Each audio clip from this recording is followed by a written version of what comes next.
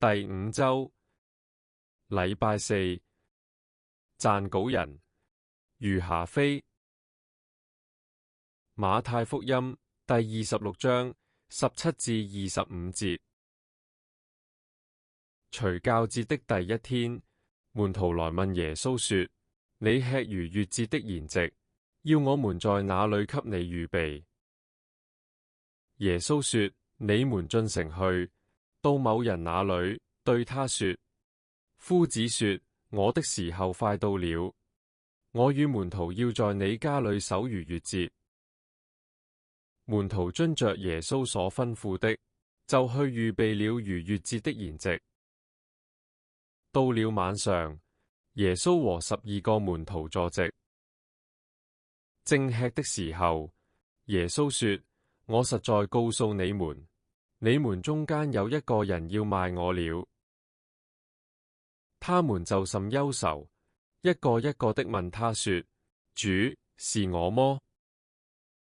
耶穌回答說：同我蘸手在盤子裏的，就是他要賣我。人子必要去世，正如經上指着他所寫的。但賣人子的人有禍了，那人不生在世上倒好。賣耶穌的猶大問他說：拉比，是我麼？耶穌說：你說的是。經文內容。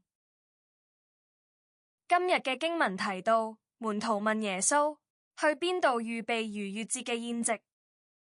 耶穌揀咗喺城入面某個人屋企，同門徒一齊守逾越節。門徒遵照耶穌嘅吩咐預備。喺宴席期間，耶穌清楚咁話俾門徒聽，當中將有人要出賣佢，並且暗示嗰個人就係猶大。細思慢想，馬太福音21章記載咗耶穌同門徒最後一次入耶路撒冷。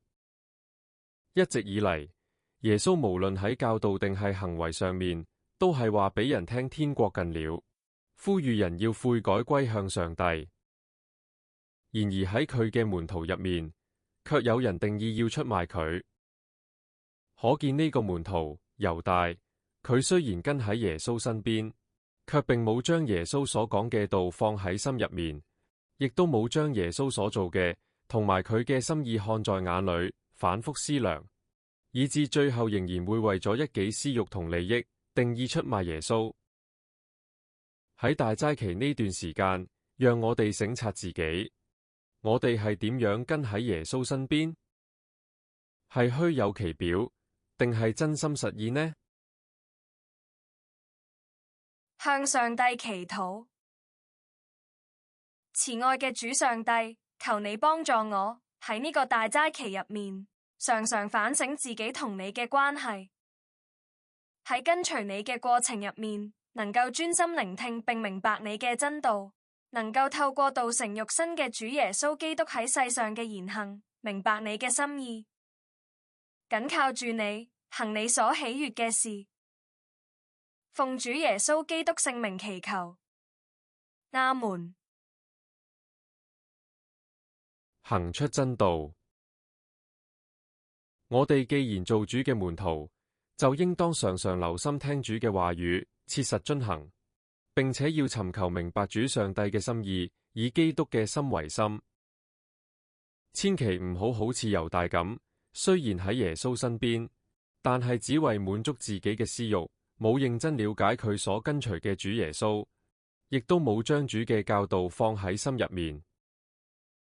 讓我哋喺呢個大齋期入面，更加認真咁檢視自己嘅內心，以及我哋同上帝嘅真實關係，好讓我哋能夠真誠相信上帝，實踐真道。反思問題：我哋參與崇拜、團契或者侍奉嘅時候，會唔會只係人在心不在？定係真心實意，並且認真咁親近主上帝，追求更加認識佢？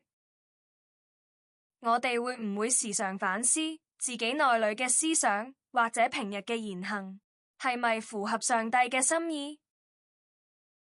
當我哋軟弱嘅時候，係咪願意倚靠聖靈，幫助我哋能夠切實遵行主道？